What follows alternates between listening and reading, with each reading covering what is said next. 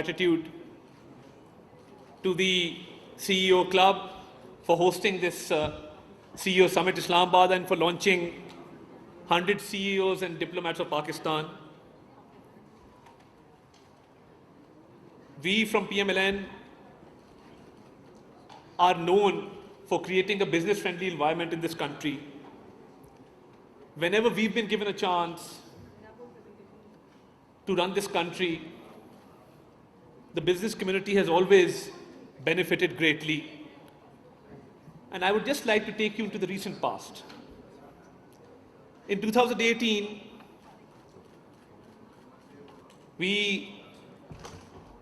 till 2018 we were in power.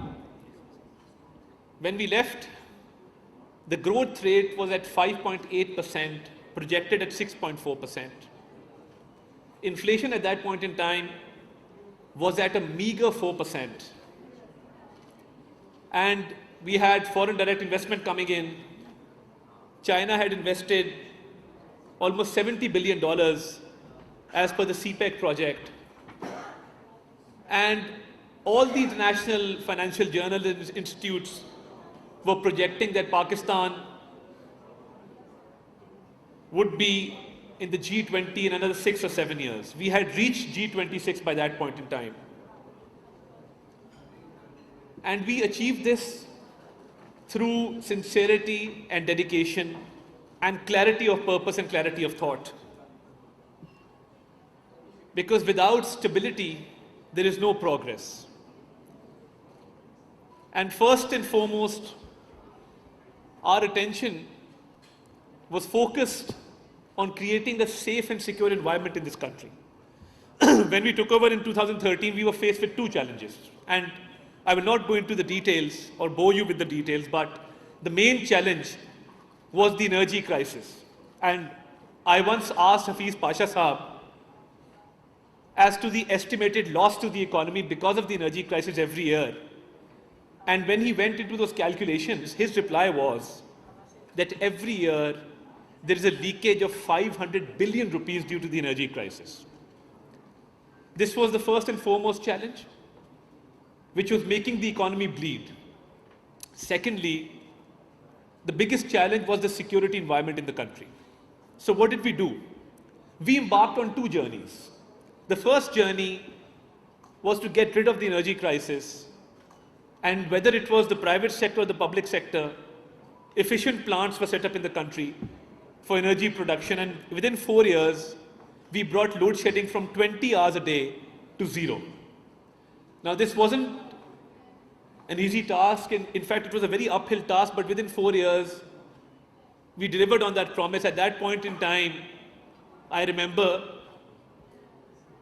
load shedding was almost 18 to 20 hours a day in most areas of Pakistan. The second challenge was the security situation of the country. And the commercial hub of this country, which makes the economy go and which pays majority of the taxes, Karachi was a very unsafe city. But there was an iron resolve to restore peace in Karachi and to restore peace in other parts of the country. And we, with the help of the security forces, embarked upon this National Action Plan. And two operations were launched in the no-go areas, and an operation was launched in Karachi. And I'm delighted and proud to report that within those 4 years, the law and order situation in the country improved immensely. We saw that there were no suicide bombings. We saw that the law and order situation, not only in Karachi, but all over the country, improved immensely. Now, this time around, when we talk about building trust for growth, what does it mean? In the previous government, we were faced with the risk of default. And when I talk about trust, I'll just briefly explain to you how we were able to regain that trust in a short span of time, because we were on the verge of default. And you will bear me out that exporters faced great difficulties because of the fluctuating rate of currency. Nobody would even open LCs in that era. So with the right kind of policies, we averted a big crisis. But this time we've come back with a certain level of confidence because we averted default and we actually sacrificed our political capital for the betterment of the economy, for the betterment of the country and its people. Our priority this time and our slogan is that the government has no business being in business. And this is the policy that my Prime Minister Shehbaz Sharif has embarked upon. Why? Because we've seen over the past few decades that be it public sector organizations, be it public sector corporations or state-owned enterprises, they've not been able to deliver. And I will not pin the blame on any one political government. We are all a part of it.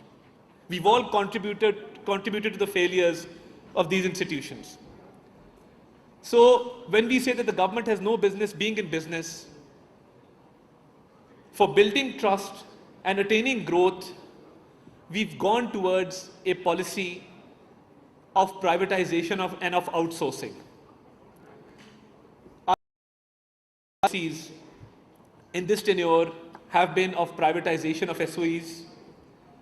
And even in my ministry, where we are faced with the challenge of a fifth generation warfare, and my primary task is to counter misinformation, because a small amount of misinformation can cause irreparable damage to the economy. Any person sitting in any part of the world would just pick up a camera and say that, you know, the Pakistani stock market is going to crash today, or a certain step is going to be taken by the terrorists today to create an unstable environment, to create instability. So we are faced with a challenge to create a stable and secure environment, to counter propaganda, to counter fake news, because it hurts the economy really badly. So as far as the policies are concerned, I would not take much of your time, but as I mentioned, the privatization and outsourcing and the slogan that government has no business being in business. Besides that, we have also embarked upon a journey of right-sizing and downsizing in the government, because we have a huge bureaucracy. We have huge government departments who are just surviving on taxpayers' money and are contributing nothing to the economy. So when we talked about the Pakistan Public Works Department, for example, there was a leakage of hundreds of billions of rupees every year.